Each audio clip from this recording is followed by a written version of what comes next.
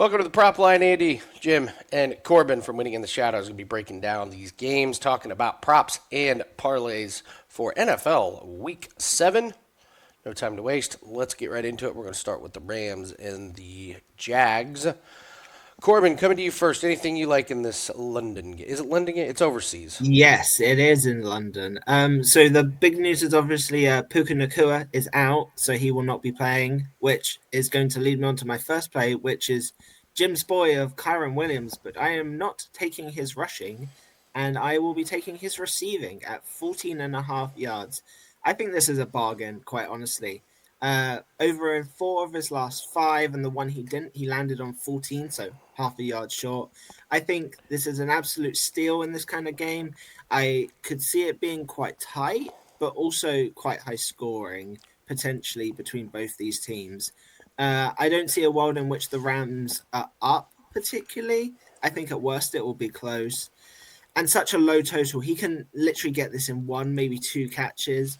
The backfield is definitely his. They need to get him as many touches as possible. Nakua being out just frees up so many receptions, which then leads me to my second potential player, which I like slightly less.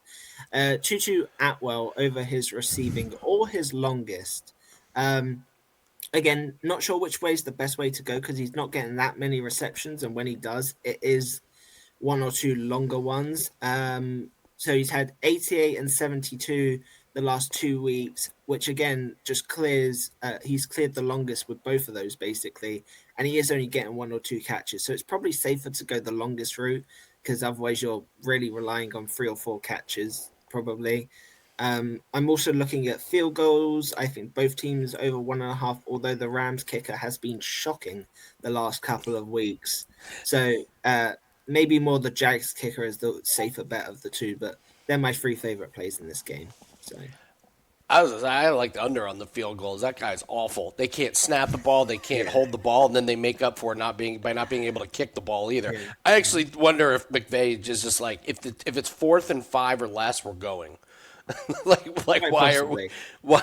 would you trot that poor guy out there? Which could lead to even more receptions for Kyron Williams. To get him even more. I will also say the Jags are pretty good versus the run and bad versus the pass. So if Williams is having issues running the ball again, you got to get him involved. So the pass game will be where it is. So. Yeah, the line already jumped to 18.5 when Puka got announced out. I'd still take it. Everybody's kind of went up there. The only thing that I like that Corbin didn't go over, I've got a real sneaky one. You want to get real sneaky? Give me Blake Corum's longest rush over 8.5. Would this surprise you if he's done it in every single week except week 1? Every single week he rips one. That would surprise me. He had a week where he had 1 carry for it was a 13-yarder. I don't know why, but he just always goes over this 8.5. Was that the week he fumbled? He fumbled the ball 1 week and basically didn't come back. It may have been 13 yards and a fumble. So take that for a same game parlay. Blake Corum over his longest rush and a fumble. That's the only one I have here. Jim, do you have anything else to add? I have a few. Corbin took my 2 favorite plays. 100% Nice. agree with both of them. We're definitely locked in on that. Why does the number on Kyron Williams anytime touchdown go down? That Puka's out. To me, that's an overcorrection the wrong way. It should have went up. It's just less targets. I don't believe all of a sudden Devontae Adams is going to turn back the clock and be the young Devontae and go for $150. They're going to have to give it to Williams. So I'll take the 140, and like we said, just set it and forget it. Here's an interesting one. Josh Hines-Allen on defense. Without looking, how many sacks do you think he has this year so far? Not the slightest clue. I'm going to guess it's a lot. Half a sack. Oh, that's it? That's it. This is one of our favorite guys to bet last year. Did a little bit of digging. His son has been battling leukemia. He just got a clear bill of health. So props to him. Shout out to that kid. Glad you're doing great. Josh is, I'm sure, happy. But this, to me, explains the lack of output. You got a lot going on in your life. Line's not out yet, but I will be taking a sprinkle on Josh Hines-Allen not to get a sack. Stafford's a veteran. He wants to throw a ball away. He doesn't want to get hit. He has no problem tossing it into the stands instead of getting blasted by these guys on defense. So Josh Hines-Allen to not get a sack. Congratulations to that kid. Good for you. Yeah, the jury's already out on, or not jury, but the secret's out on Trevor Lawrence under 1.5. It's minus 177 now. It was a great one, but yeah, they've taken all the fun out of that bet. Everything else looks pretty good. Possibly Matthew Stafford to not throw an interception could get my That's been attention. quite good this year. It's been good, but the Jags are like number one in forcing Yeah, I wouldn't turnovers take this it year. for this matchup. It's one So to come back to. strange. You almost hope Yeah. he does throw one this week so you can come back to it the week after. Patriots and the Titans. It's a new dawn. It's a new day in Tennessee. They got a new coach, so surely things are going to change. I'll go first. I only got one on this one. If you can't run the ball for more than 36 and a half yards, Travion Henderson, then it just ain't going to happen for you this year. This Tennessee team is tragically bad on all fronts, and they're one of the worst rush defenses. Travion's been bad this year. He has yet to go over this total. It's got to be this week. It just has to be this week. Vrabel in the revenge game. I think the Patriots get up, and I think they run out the clock. I think Drake May doesn't have to do a whole lot. That Ramondre and Travion get it all done. So I'll roll the dice that Travion finally has his breakout. If he can't break out against the Titans, it's just not going to happen. So, Jim, what do you think? I'm going to go back to Cam Ward to throw a pick in this. Like you said, Vrabel revenge game. Vrabel knows this roster, which is just terrifying for Tennessee. This is a coach who knows their weaknesses. I do expect Tennessee to look better in the first quarter, perhaps the first half. We've seen this. The excitement comes out, right? The new coach, all of a sudden they look like a functional offense, and then there's a full game that has to be played. The coaches make adjustments at halftime. I expect Tennessee to be down. This could be a really good showing for the Patriots defense in this spot. A defense that's been a little maligned, but improving.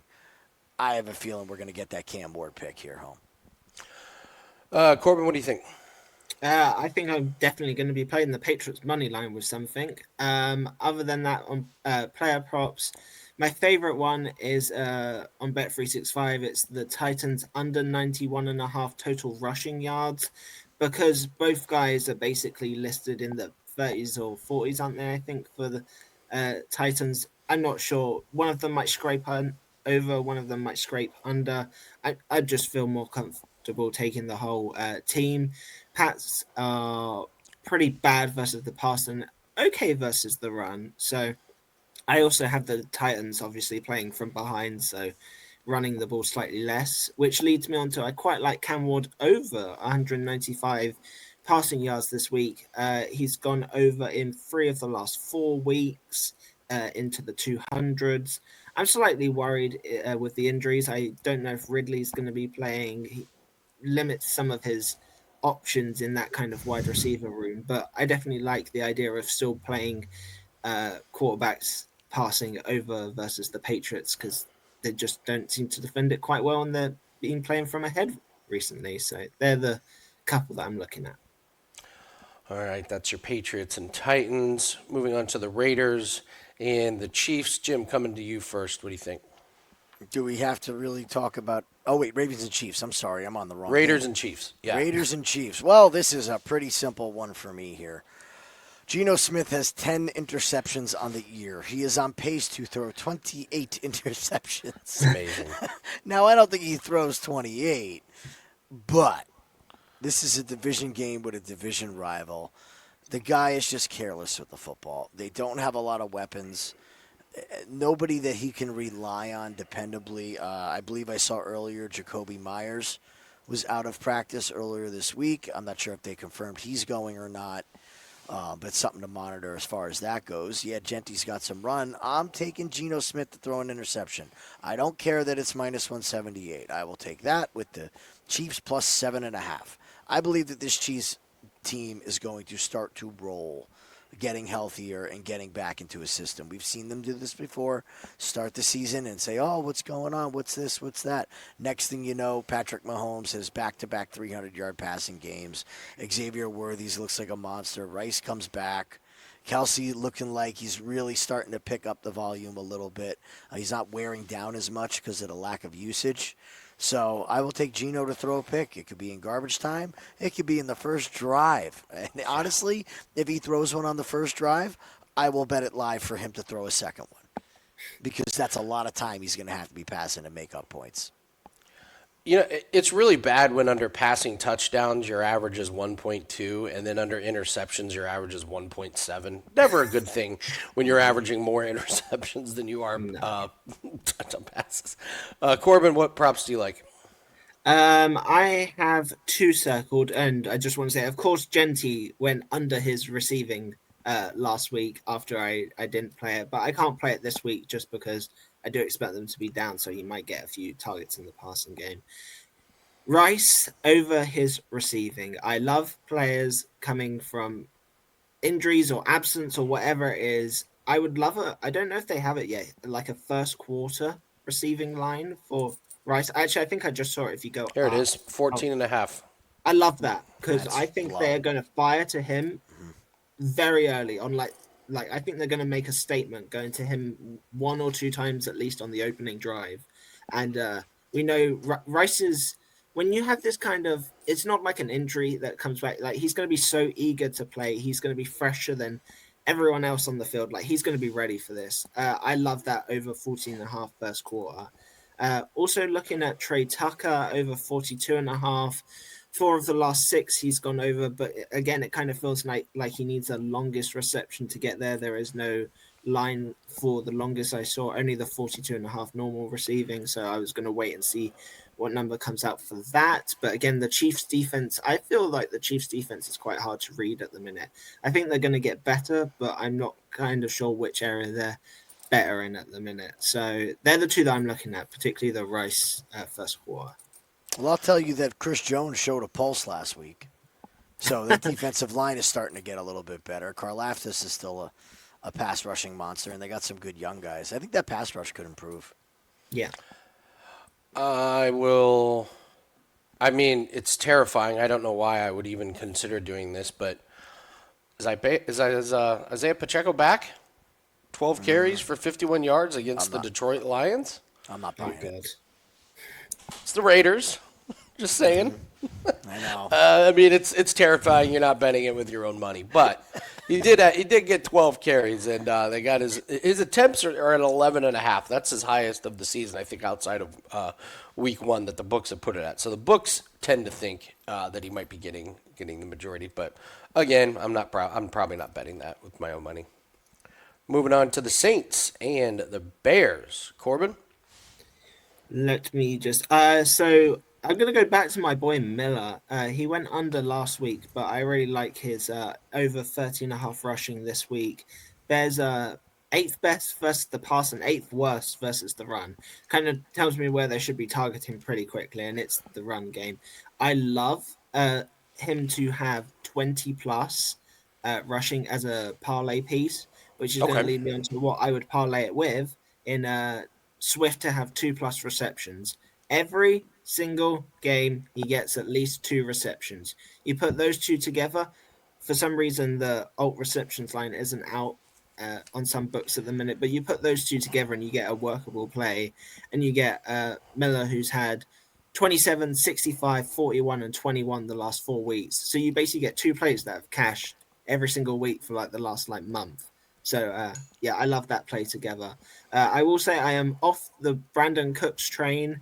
Somehow he had 1 reception last week and went for like 20 yards or something. So he cashed my over 50.5 receiving, but I cannot have faith in someone that's only getting 1 reception like that. So, Jim? Run. Well, I want to fade the tight ends of the Bears. I don't know if this week to do it with the Saints defense because they have given up a good amount of receptions, not so much yards and touchdowns. But it sure looks to me like Caleb Williams has absolutely no interest in getting his tight ends involved in a football game.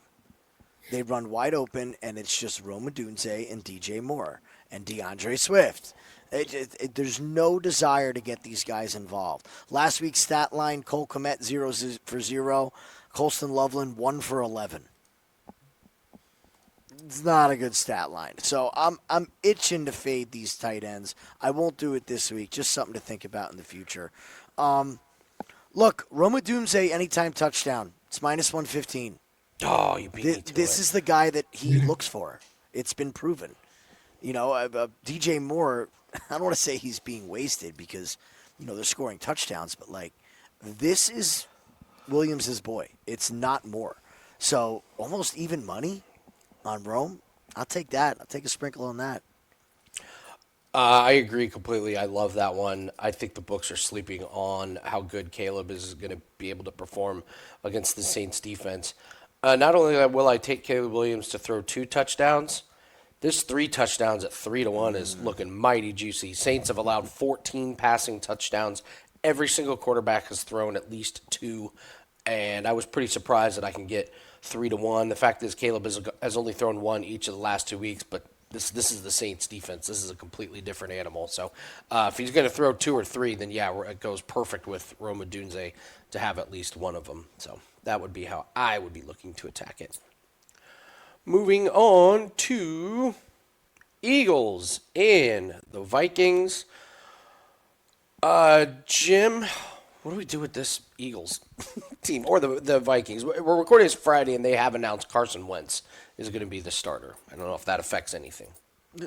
There's really only one play to play in any Eagles game, and it's Jalen Hurts to score a touchdown.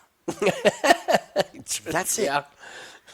This Eagles team makes no sense. Their roster makes no sense. Their defensive roster, I can't believe this is the same team over the past 2 years. What happened? They replaced nobody that they lost with anybody capable. They're banged up. Every week somebody's limping off with an injury. We lose Jalen Carter the other week. He doesn't even play. You saw what happened with that. It's just an ugly the way I would describe the Eagles in all phases of the game is clunky. Even the tush push. We saw 4 or 5 tush pushes in a row to get a touchdown the other week. If it takes you 4 or 5 tush pushes from the 5, even that ain't going right, okay? The offensive line is showing their age. They're banged up. I don't care, man. When it comes down to crunch time, it's going to be Jalen rushing for the touchdown. Can't throw the ball. A.J. Brown's crying every other day. Just stick with Jalen Hurts. That's all I got. Corbin? I'm going back to Hurts not to throw an interception. Vikings defense have had 2 interceptions all year. Hurts had one last week, but it was right at the end and a very ugly it was kind of unlucky, but quite ugly game script towards the end. So I'm just going to come straight back to that with a discount on the price, thankfully. My second play is Addison over 41.5 receiving. I've cashed on it both weeks since he's come back. Had 114 and 41 last week. The 41 was that London game where he basically didn't play for the first quarter, which was weird. He got benched for some. I think they said that he was out traveling and seeing London, which there's nothing particularly exciting to see at this time of the year. I thought the same thing. I was like, what does he see? I was like, where's he gone? But it's just wet. Yeah. Maybe he likes rain, him. Corbin. He likes rain. Maybe that's why. Yes. Well, he could have looked out of his hotel window and seen the rain. I love him to go over 41.5. We mentioned the Eagles defense. They don't stop an awful lot. They're going to probably double Justin Jefferson. Leaves Addison one-on-one at best. I think he's going to have a good week. I can't believe I'm saying this, but I'm fading Saquon Barkley. 73.5 is just way, way too much. This guy's averaging 3.4 yards per carry. This is not a small sample size anymore. We're in week 7. The offensive line is not there. The explosiveness is not there. And all the worries in fantasy football about his workload last year and why should you not draft him number 1 have just come to fruition. And it shouldn't be that big of a surprise. Like, the Eagles are championship or bust. Like, don't run him into the ground. So he's not producing. The Eagles offense isn't producing.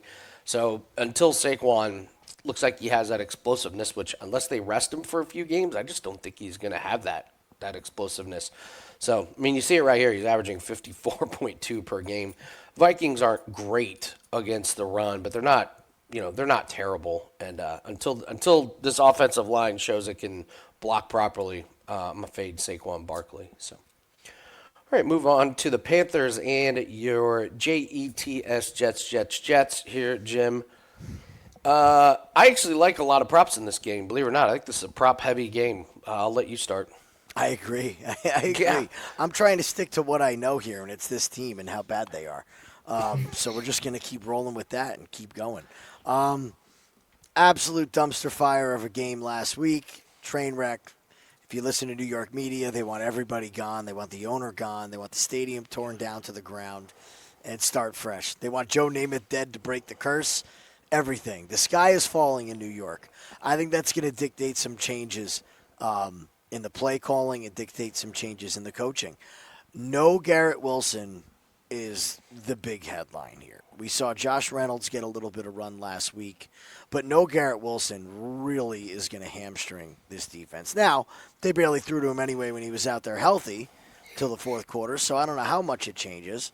I believe Mason Taylor gets a lot of run. Here's the bottom line with our defense. It is a ghost town. Again, we are going to fade the Jets defense with the tight ends.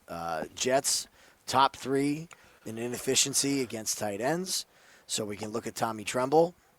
The outside, we're going to be kind of safe. So anybody over the middle of the field is who you want to target.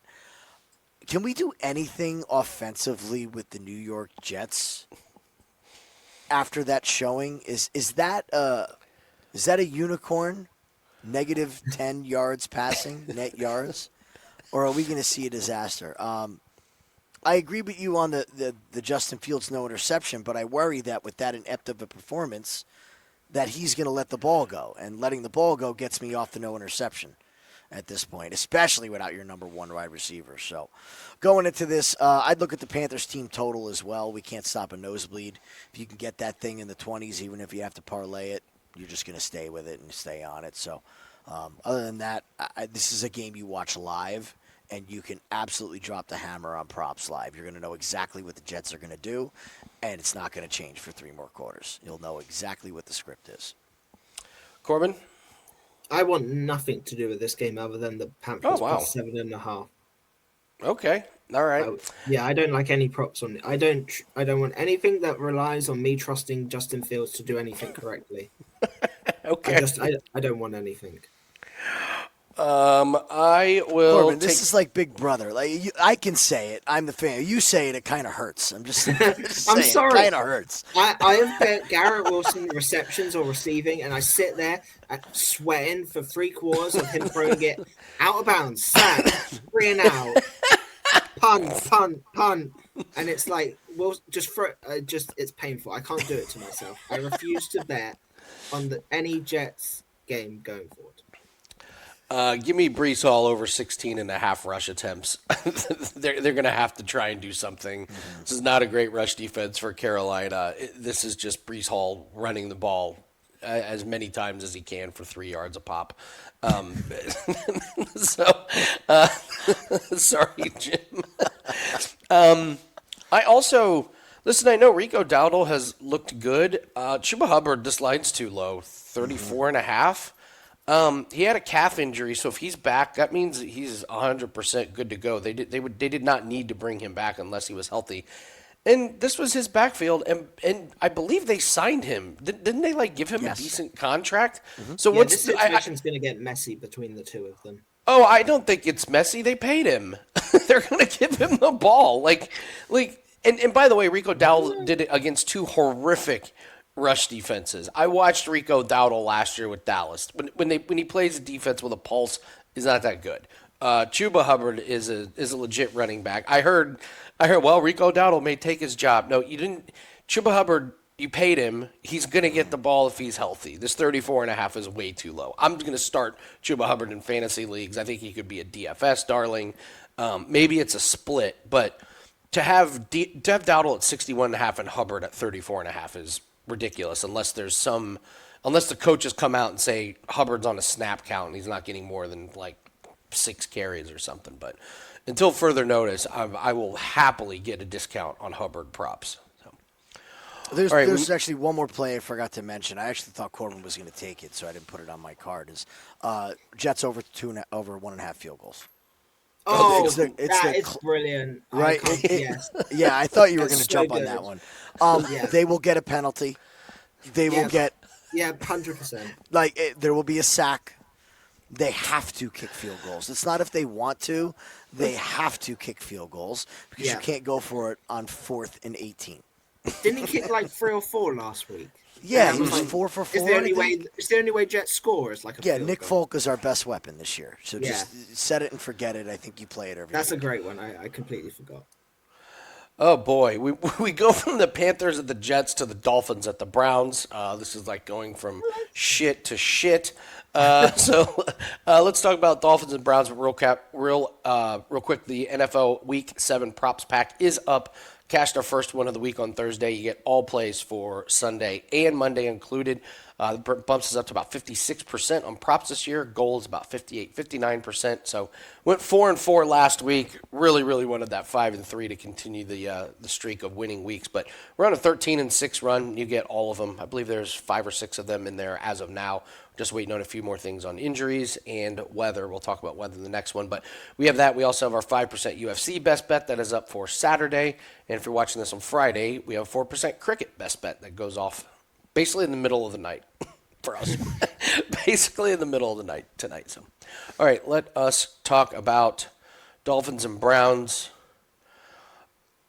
You're just going to have to wait and see what the weather's like. This is the one where they talked about how much wind there's going to be, but they've also said this is a very volatile storm system, and it could change. So my best thing is just proceed with caution on this one.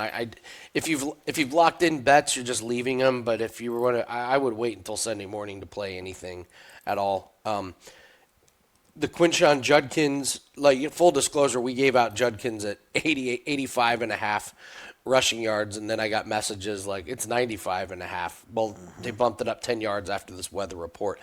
Look at his rushing 20 and a half. I kind of think it might be really low. I think these teams might just hand the ball off a million times because does Tua strike you as the quarterback that's going to throw the ball in high winds? Absolutely not. You think they're going to trust a rookie to throw the ball a million times in high winds? Absolutely not.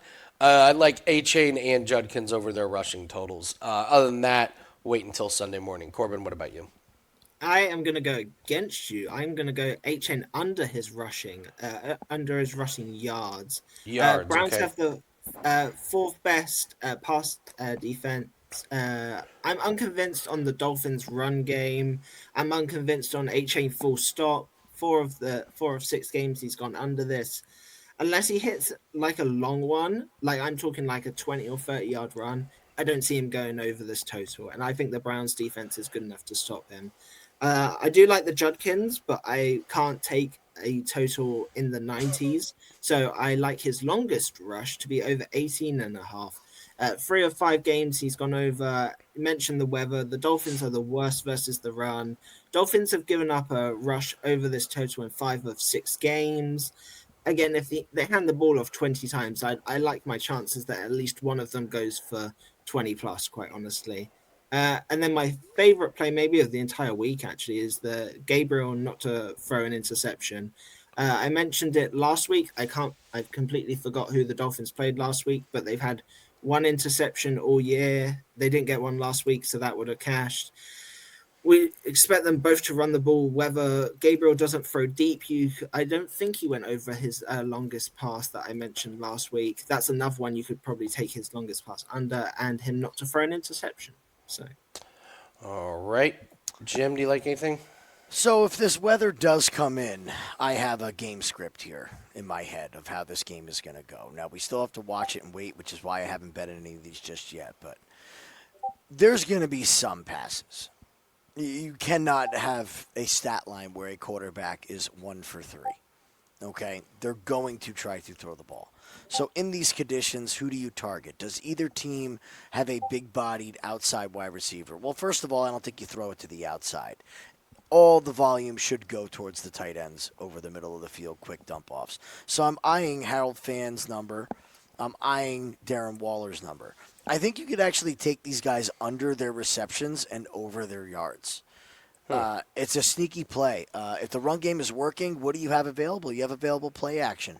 We see play action go to the tight ends. You're not going to want to push the ball downfield.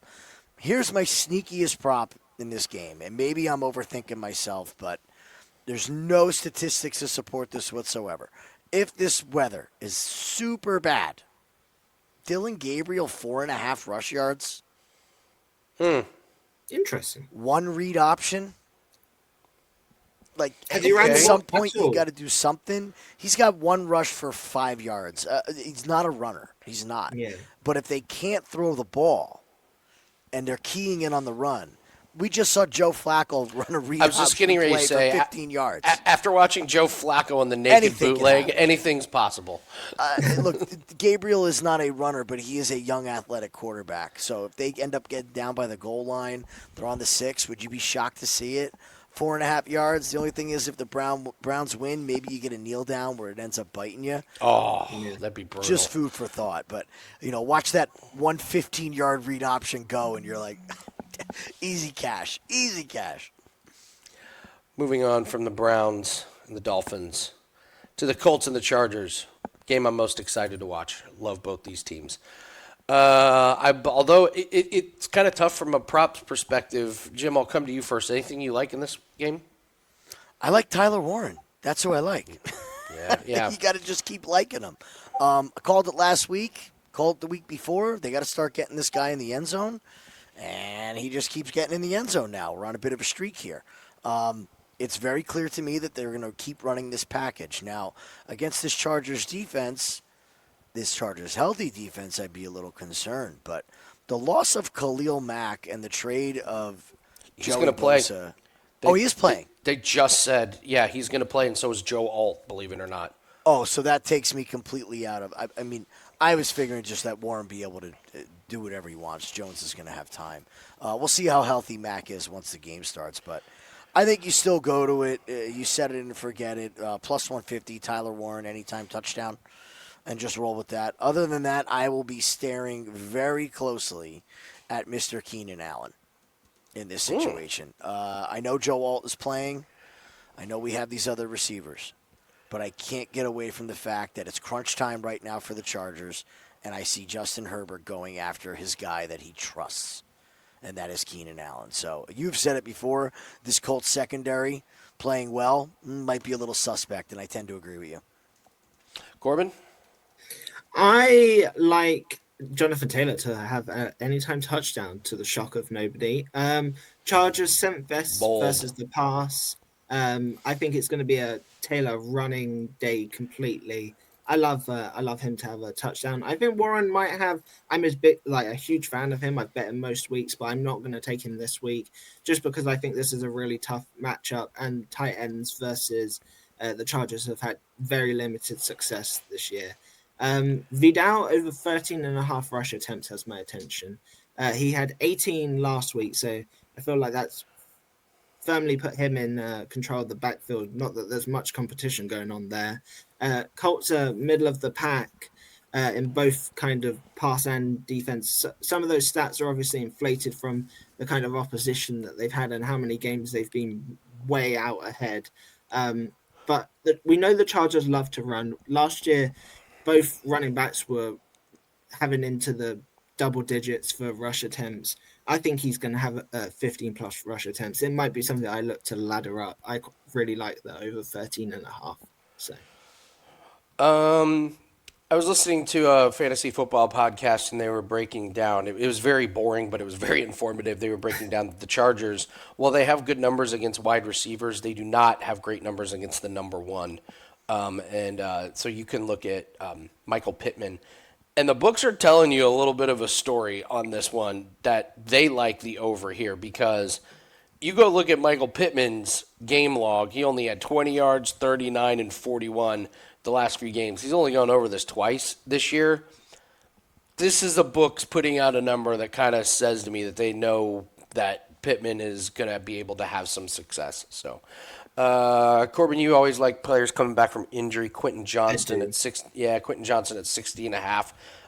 He almost played last week with the hamstring, but they played it safe. This guy, it's averaging 75 yards per game, so I like Quentin Johnston in this one. All right, up next we have the Giants and the Broncos. Corbin, coming to you first. I have one play, and it's Evan Ingram over 28.5 receiving yards. His production has significantly increased in the last 3 games. Targets, receptions, yards, everything is up. What I found interesting is that over 3.5 receptions is plus money, and his yards is 28.5. I feel like he needs probably 4 receptions to get to the 30 mark. Little same game parlay, put both of those together. So him to have over 28.5 and him over 3.5 receptions is actually plus 180. I really like that as a play together. So that's the only way I'm targeting this game. Jim? I can't ignore it anymore, and I think this is the perfect time to fire away. Jackson Dart's success is based off of him running. It's not based off of him throwing the ball. Yes, he's gotten a little bit better, but he's about to walk into an absolute buzzsaw of a defense this week. I don't care who's available. I'm taking sack props against him. He has had so much luck in his scrambling to where he makes the same cutback move every time, and every defender falls for the same cutback move. This is the best pass rush in the NFL, hands down. They are a nightmare. I watch them destroy. And again, it's the Jets, but it's creative blitzes. They hem in mobile quarterbacks. So when Dart tries to do this cutback, it's going to be Jonathan Cooper. It's going to be Nick Bonito. Okay? It's going to be Jonathan Franklin Myers. It's going to be DJ. It's going to be Alex Singleton blitzing. I think Dart's in a world of hurt this week against this defense. I would be looking at the Giants team total under. I'd be looking at as many sacks as I can get against Jackson Dart. I think he comes back down to earth and realizes that you can't run willy-nilly through the defense in the NFL now that they're figuring out what he's going to do. This pass rush looks fearsome this year. No lines on DraftKings. They're out on some other books. That's why I can't give numbers and lines. But let's say, just to use Bet3, they're playable. They're playable numbers. I mean, I'm just looking at these receiving numbers, like for the Giants. It's like, okay, Wan'Dale Robinson at 45.5. That's your number one. Theo Johnson at 27.5. I think the Broncos are not going to have any trouble defending this offense. This is you don't need to double team Wan'Dale Robinson. You can if you want to, just to completely take him out. But I think their secondary is going to have no trouble, and they're just going to crowd the line, and they're going to say, that Cam Scattaboo story was real cute. Try running headfirst into our linebackers and defensive line. I'm going Cam Scattaboo under his rushing yards at 54.5. Jim, I'm with you. It was a great story. Scattaboo and Dart running all over. Jalen Carter was out for Philly, and I don't know why Jalen Carter means that much to the defense, but it's like a completely different defense. Yeah. So I wouldn't be surprised to see Denver make a statement here and expose kind of some of the flaws that the Giants have. This offense, now that you've had a week to look at them, I think think it's that complicated. So I'll take Scattaboo under. I'm with you about Dart. Dart under his rushing. Maybe he escapes the pocket and gets loose for a couple long ones, but you're right. They're going to be like, you're not going to beat us throwing the ball because we can cover all your guys. So we're just going to dominate the line of scrimmage. That's all you do. Yeah. Can I bet on him to go in the medical tent at least twice in the whole game? Oh yeah, I was gonna say take the over on how many times you watch Scattaboo and go, man, he's gonna get hurt. It worked 1 week. That ain't long term. It's coming. Giants are terrible against wide receivers. I think Bo Nix is going to have a nice day. And what was Bo Nix to throw over 1.5 touchdown passes? Yeah, you're getting plus money on that. I'll take that. Yep. Yeah. The Giants can't cover wide receivers. Cortland Sutton should have a nice day. Bo Nix throwing the ball should have a nice day. And I want all of the Broncos. I think if you're playing DFS, I think you could stack like J.K. Dobbins, Cortland Sutton, Bo Nix, and for really, really inexpensive. I just think they have a really, really big day against the Giants. Moving on to Packers and the Cardinals. Corbin coming to you first with the Packers at the Cardinals. Jacoby Brissett looks like he'll be playing. Yeah, that's the main thing. Kyler Murray obviously did practice a little bit, but he was playing with the throwing to the backups, so need to double check about that first. One of my favorite plays on the board is Golden to go over 4.5 rushing yards. He has taken up that role from Christian Watson. That he always gets that like one pass or two kind of rushes from behind the scrimmage line, and he has so much speed, just like Watson has. That by the time that they've realized what's going on, he's already a yard or two past it. So to get to 4 or 5 is quite easy. Cardinals are middle of the pack, kind of against the running. I think Golden's someone that you can ladder to actually have 10 plus if your books allow it.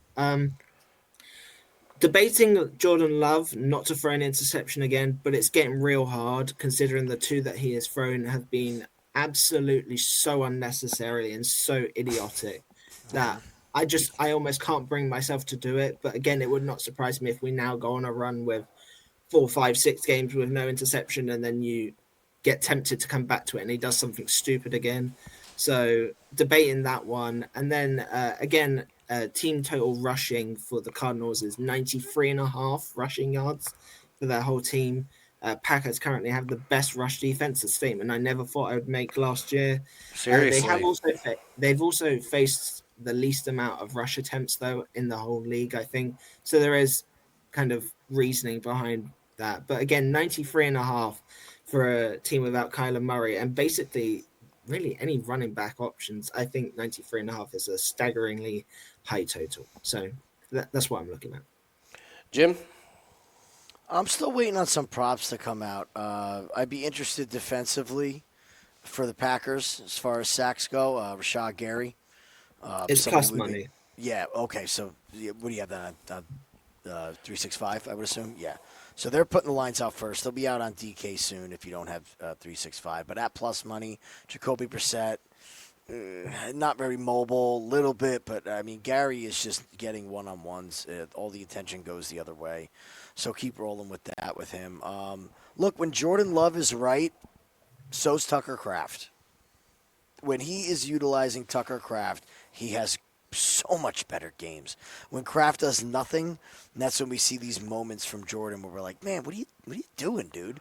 You know? So I don't have any really giant data with the Cardinals. It just smells like a Tucker Kraft week. I'll tell you this right now. If he doesn't get in the end zone this week and have a big game, National Tight End Day is coming up pretty soon, folks. I will be all over Tucker Kraft next week for National Tight End Day. That's coming. I forgot about National Tight End Day when everyone catches a touchdown. Don't tell the books. So funny. Last year was a smorgasbord. It really was. Last year was incredible. All right. Well, I can't get over that Jacoby Brissett threw for 320 yards, and I cannot figure out if it was for real or they just caught the Colts with a surprise game plan or whatever, but he didn't look too bad.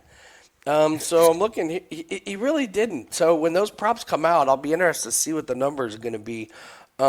He threw a lot to Zay Jones. Zay Jones had the big one, but Trey McBride had 8 catches for 72 yards last week, and I would look at the receptions for Trey McBride. It's 6.5. But if it's Jacoby Brissett, he's going to target him all the time. So it's a big, big number. Maybe you could use some alts in the same game parlay or something. But Trey McBride seems to be the number one pass catcher, especially for Jacoby Brissett. Up next, we have the Commanders and the Cowboys. Oh boy, this should be a high-scoring game. Corbin, who do you like in this one? I actually only like one prop, and it's Luke McCaffrey over his longest reception. I think it's 14 yards you can get him his longest. It's hit in his last 5 games, which astounded me. Cowboys' pass defense sucks. Diggs is obviously out as well, which just adds another wide open route to through the Cowboys defense. So yeah, I prefer his longest to his receiving just because he's only getting one or two catches sometimes. But yeah, I love it. So Jim? I agree with Corbin about Luke McCaffrey. Look, this Commanders defense ain't nothing to shout at either. You know, they're not exactly lighting the world on fire. And it is, I know Pickens had the big game last week, but if you're giving me the option of taking George Pickens overs or Jake Ferguson overs, I'm going with Jake Ferguson. He's gotten a lot of run down at the end zone, too. It just seems like he's the safety blanket for Dak. You never know what you're going to get from George Pickens. Don't be fooled by this game last week thinking that all of a sudden George Pickens' head is screwed on straight and he's going to have no problem. Let's all keep in mind, this is a guy that was laying on his stomach when the ball left Dak Prescott's hand. That should have been an easy pick and somehow managed to catch it and turn it into a positive play. So I'm not going to be duped by George Pickens. I'm going to stick with Jake Ferguson over 40.5. I think he gets plenty of targets. I don't care about the stats. I know who Dak wants to throw the ball to, and it's Jake Ferguson. Do we have any fear about Krosky Merritt getting less run after the fumble? Not really. You do, Corbin? I do. Anytime any kind of rookie fumbles, it's like a big warning light going off in my mind. Not just from my point of view, the coaches hate it. There's nothing worse than a fumble, and it kind of feels like they put them. I don't want to say they put them in timeout, but they definitely they don't have as much confidence. They don't go to like he will be back. Like you wait a couple of weeks. It's just that immediate kind of like moments after having one that they kind of reduce them slightly, I feel like. So I'm interested by it because the fumble was Jaden Daniels' fault. But it's going to get pinned on merit. Yeah. You're not going to throw your all-star quarterback under the bus, whatever. I actually want to come back to him and take the over against this Dallas defense. This Dallas defense is an absolute joke. And they have to play too high safety. There's not going to be 8 in the box against this team.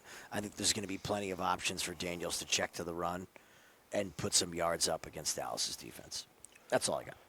Yeah, Krosky Merritt was a disappointment last week against a team he should have run all over. But we watched Dallas give up 1 million yards, so I would roll the dice. I mean, you don't have to force anything, but yeah, if we're telling you what we like in this game, yeah, I mean the fumble, yes, is kind of a reason to go. But honestly, what's more concerning is how he didn't shred the Bears. That was my concern was he didn't look that great. So, wait, we move to the Falcons and the 49ers for our last game of the day.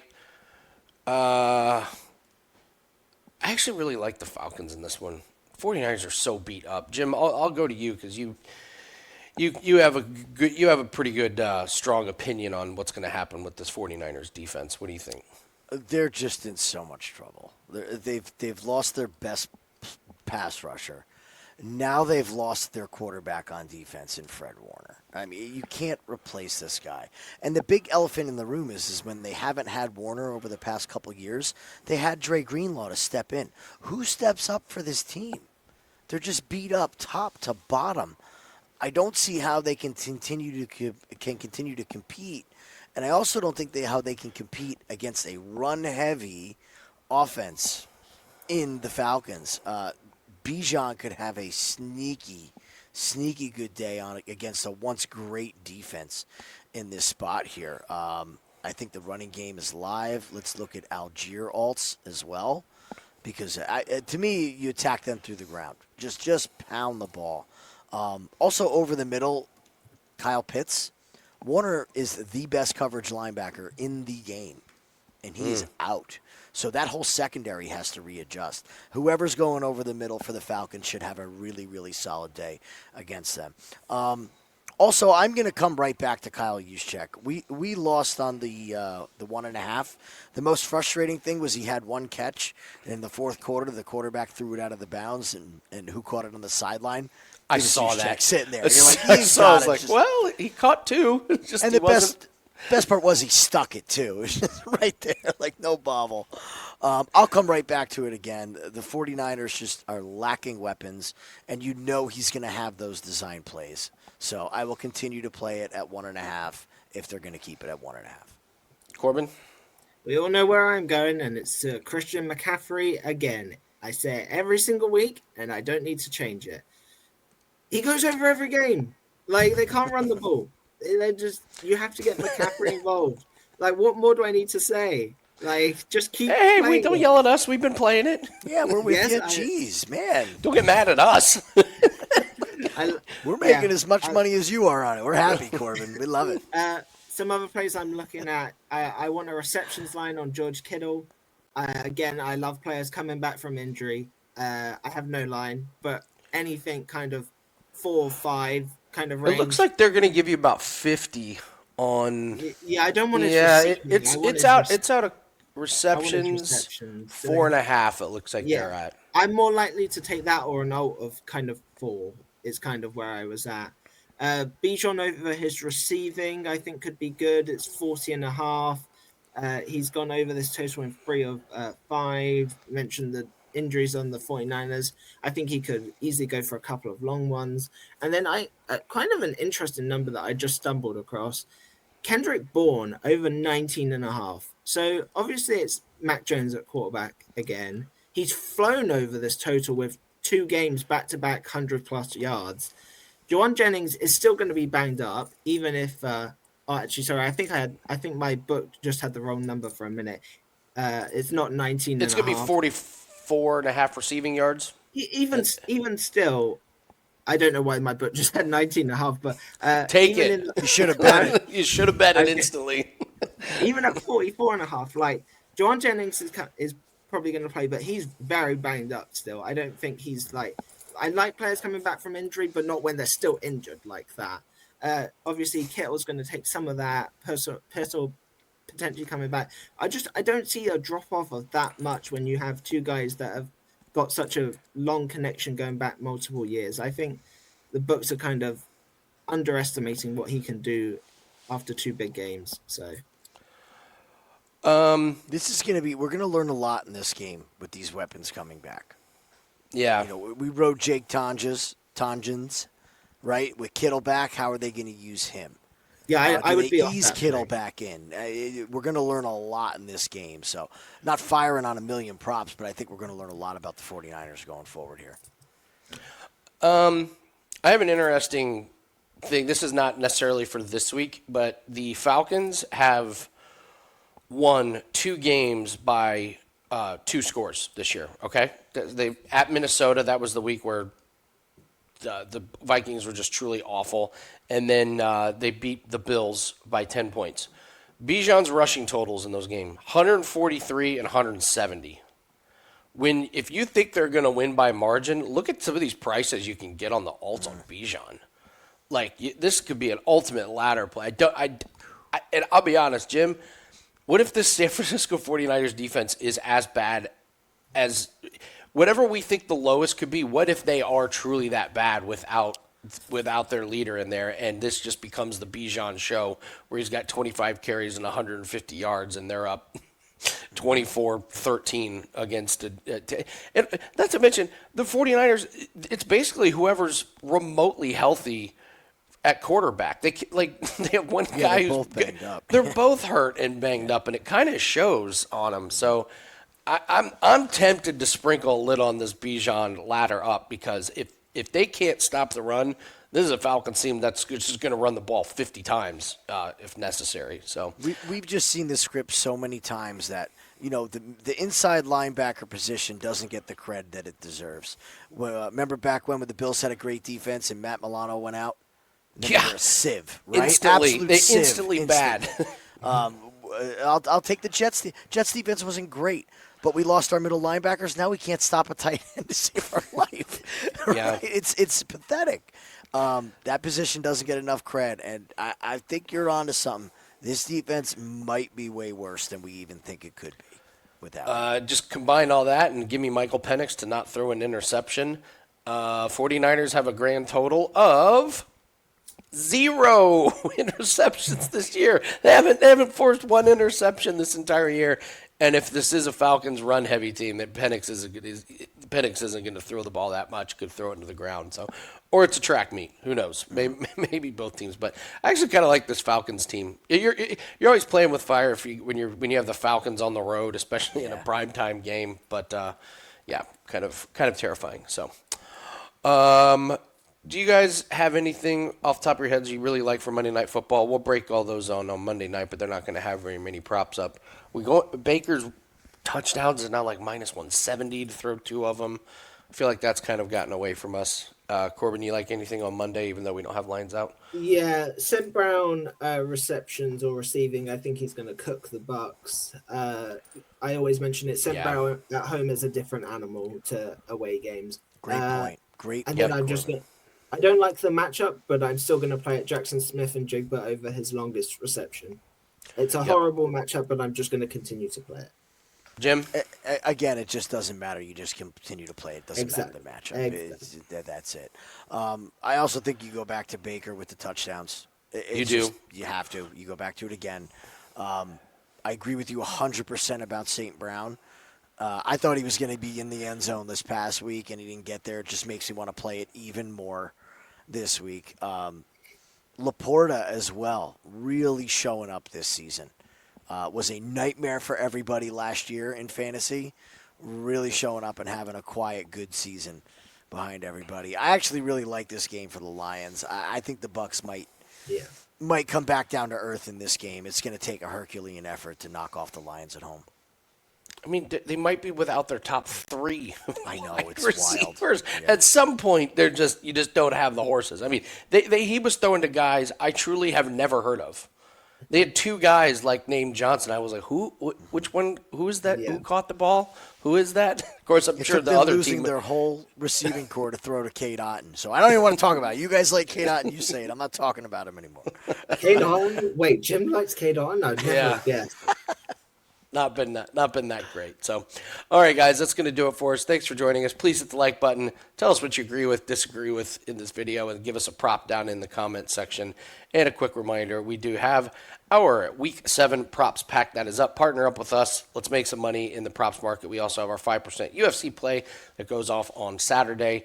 If you're watching this on Friday, got a cricket play goes off here in about 8 hours from the time we're recording this. So right around midnight is when that thing starts. So everything's over at wt.buzz/al on wagertalk.com. Good luck on all your bets, and we'll see everyone later. Take care.